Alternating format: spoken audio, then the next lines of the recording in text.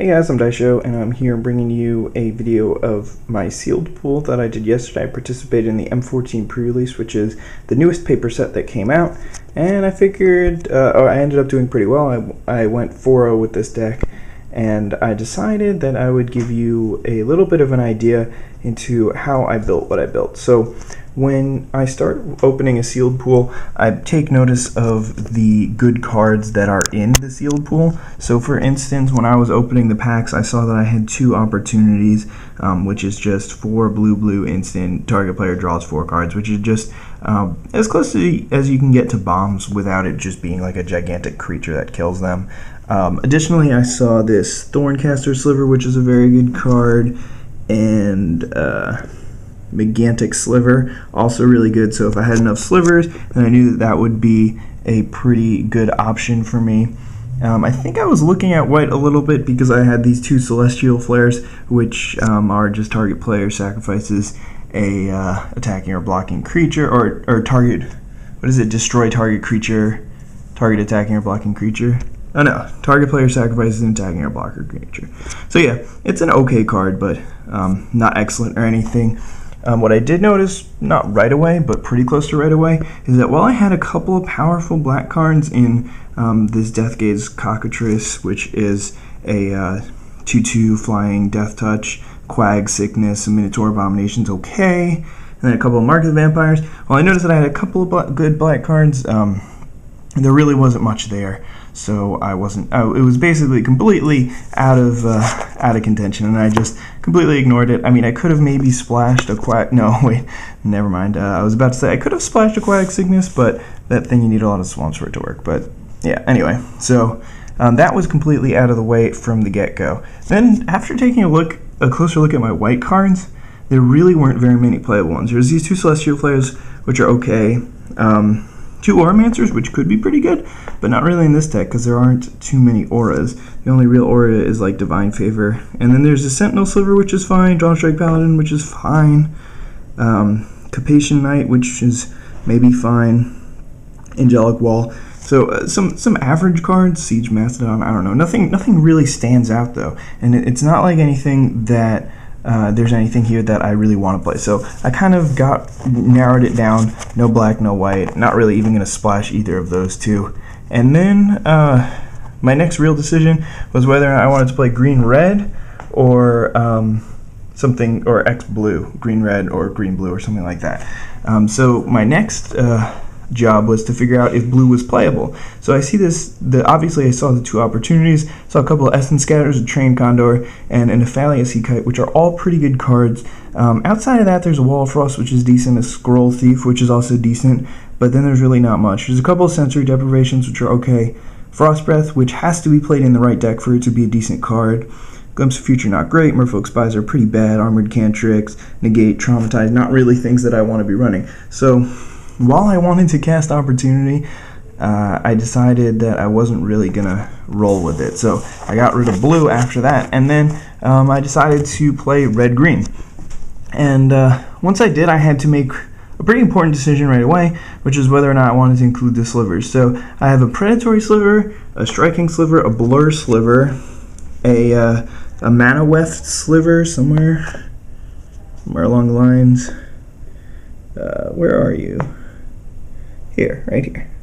Mana Weft Sliver, and then the 2 rare ones, which I got really lucky. I opened a Gigantic Sliver as well as a Thorncaster Sliver.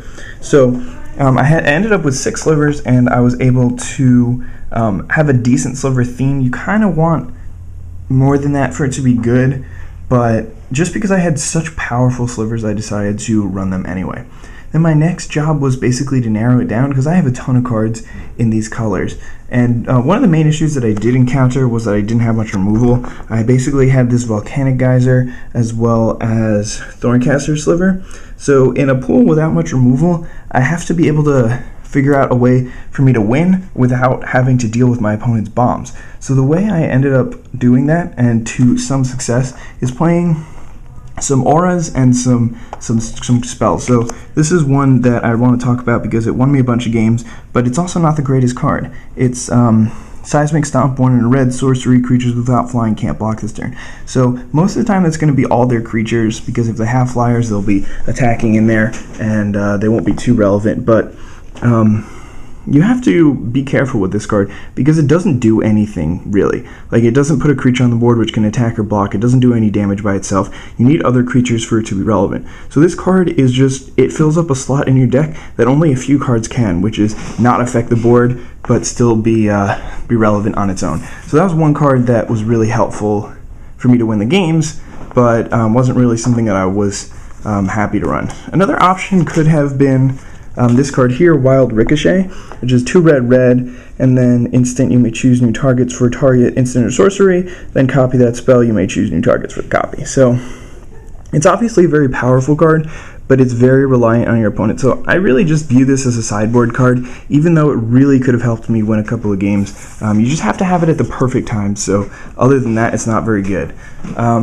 Anyway, the other cards that were really helpful in helping me beat through my opponent's bombs and stuff, because I did play a bunch. I played against a Colonian Hydra, an Archangel of Thune, some really powerful cards that probably shouldn't have been able to beat, but I was, just because of some of the power level of the cards in my deck. So anyway, there's Lightning Talons, which is 2 in a red.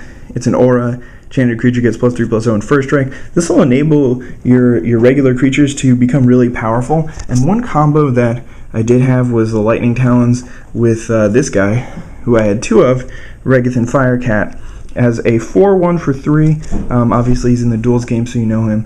He's really powerful if you can give him first strike, so that was good. And then I also, which made it like more of a combo, I had Fire Shrieker, so that just gives my equipped creature double strike. So those 2 things enabled my Firecats to actually be really useful, and cards that my opponents had to trade immediately, otherwise they'd just be taking a ton of damage. And then the last card that I want to point out that sort of falls in this category, I guess Trollhide does too. I'll just show it to you briefly, but I'm not really going to read it or anything or talk about it. The last card is Act of Treason, which is 2 in a red. Gain control of target creature until end of turn. Untap that creature, it gains haste until end of turn. So one play that I did with this card, which was really awesome. So my opponent's been beating me down the entire game. I'm down to 1 life. He's at 22 life. He has a Griffin Sentinel and a his Dawn Strike Paladin died on his turn. But the turn before he cast a Colonian Hydra, he attacked on in there. I was at 8. He took me down to 1 after a couple of chump blocks.